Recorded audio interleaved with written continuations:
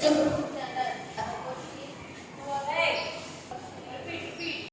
woman to win the Nobel Prize.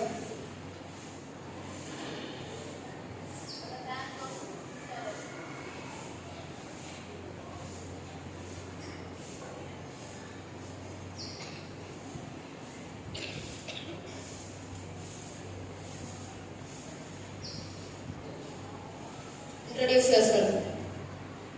Myself is a mission of class 60 and the answer is Mother Teresa.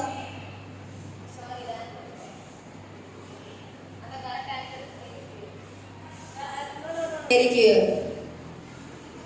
Morning to all. Today's special Random Acts of Kindness Day. Random Acts of Kindness Day is observed every year on February 17. It is a day to promote every acts of kindness. The Random Acts of Kindness promotes.